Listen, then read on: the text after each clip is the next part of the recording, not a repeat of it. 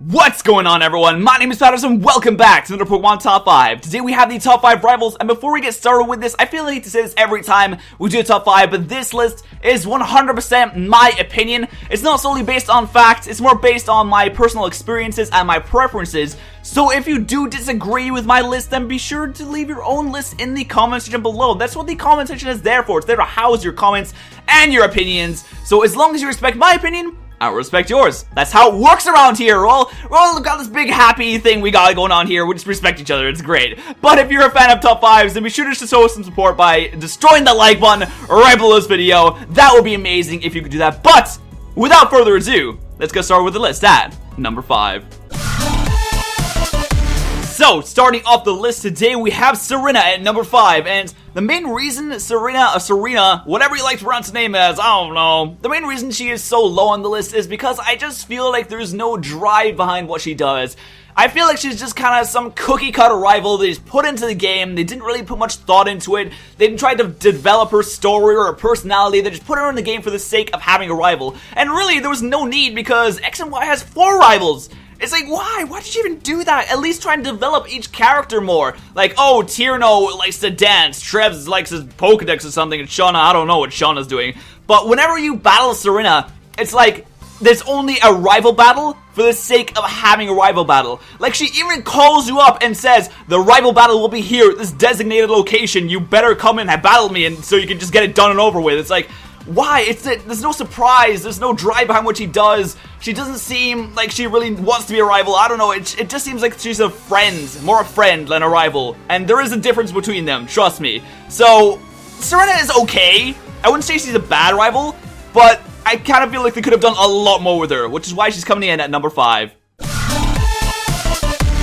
Coming in at number 4 today, we have Hugh, and he is pretty much the exact opposite of Serena. While Serena has no drive, no personality, no backstory, Hugh has a lot of all of that, and that's what makes him such a good rival. He has an actual reason for going after the evil team. His little sister's Purloin was stolen by Team Plasma. The Purloin that was caught by his late grandfather, who passed away, I'm assuming, and was given to his little sister, which was then stolen by Team Plasma. That gives him a reason to actually do things. It helps you connect to him more on a personal level because, I mean, it's something you can kind of sympathize with. I mean, if someone took your pet, how would you feel? You'd be pissed off. You'd be like, no, I'm not going to stand for this. And you're going to go and confront them, and you're going to go and take them down. And that's why Hugh is just such a good rival. I really do like him. Sometimes I feel like he goes a bit over the top. Like, he gets way too angry. I mean, he's just an emotional guy, I guess. He's just an emotional guy. I'm not going to judge him for that or anything. The main thing that lets Hugh down is the fact that he doesn't actually have a very good team. Up until, even at Victory Road, he only has 4 members on his team, and they're not all that powerful. I guess Buffalon is powerful, and the starter Pokemon can be powerful, but really, it's kind of a letdown about his team. But apart from that, he's a really good rival, and deserves the number 4 spot. Number 3 today is gonna be Silver, and I like Silver because he is portrayed as an actual human being with, like, emotions and stuff and all that crazy jazz. And his sort of meanness, I guess, and the reason why he's so bad in the early game actually stems from his upbringing, because he is the son of Giovanni, the leader of the crime syndicate organization Team Rocket. Obviously, I'm sure you all know that already. But the reason he's so, like, closed off and not compassionate is because that's the way he was raised, and that's the only way he knows to think. And he hates his father. He wants to sort of bring it down. He wants to bring Team Rocket down and teach his father a lesson. But the only way he knows to do that is through violence and force. So obviously he has to steal his first Pokemon, which makes sense for this character. And, you know, progressing through the game, he tries to sort of brute force his way through everything, and he abuses his Pokemon and all that stuff. But eventually he just figures out that's not the way to do it. That's not the only way he can become strong. And he changes over the game. He changes when he gets into Kanto. He's like, maybe this isn't the only way. Maybe he can become, you know, compassionate and stuff and sort of care for his Pokemon. And his personality shows in his team as well. He's got like Golbat and Haunter, and there's those kind of like darker Pokemon. But the way he evolves and changes over the course of the regions and the game is really amazing. I'm glad they made a character that's actually like a person and not just a blank slate that you're gonna write a story on. So Silver is an amazing rival, and he comes in at number 3. Claiming the number 2 spot today and the silver medal is going to be Blue, and I'm pretty sure for a lot of people, Blue personifies what the rival should be. He is not only like a friend of your character, but he's sort of like a competitive person. He's a really competitive person. He has a powerful team, and he's always just that one step ahead of you. He's not a rival that sort of trails behind you. He's the one that's sort of just a bit better. No matter how many times you can beat him in battle, he's always just that one step ahead of you. And it frustrates you, like, well, when am I going to be able to show that I can actually beat this guy, that I'm better than him?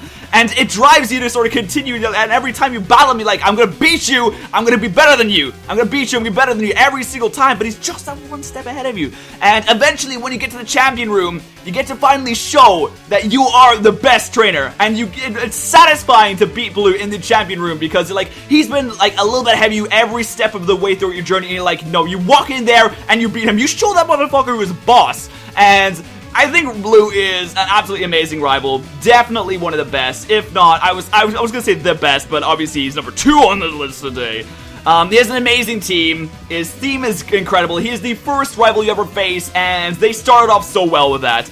Blue is number 2.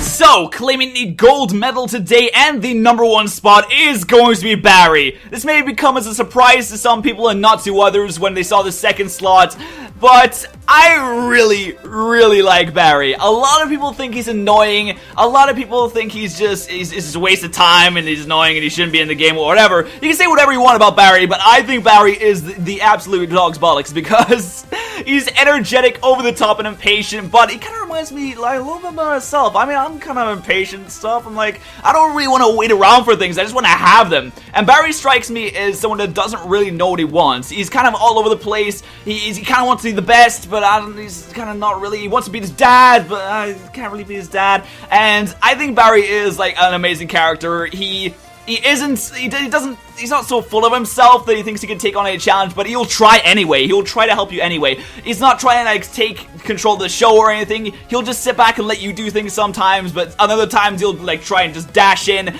and do everything he can to stop the villains or whatever. But I really like Barry, and that is why he is coming in at number 1. If you have your own differing opinions, then as I said before, you're absolutely welcome to leave them in the comment section below. That's what it's there for. And if you enjoyed this, be sure to destroy that like button right below this video. You know I appreciate it. But that's gonna be about it for the top 5 rivals. Hopefully we'll be back next Sunday for another top 5. I don't know how it depends what the schedule is like and all. It depends what the workload is like. I don't know just what's gonna happen. But if we do, I will see you guys then. So thank you so much for watching, and I'll see you guys next time.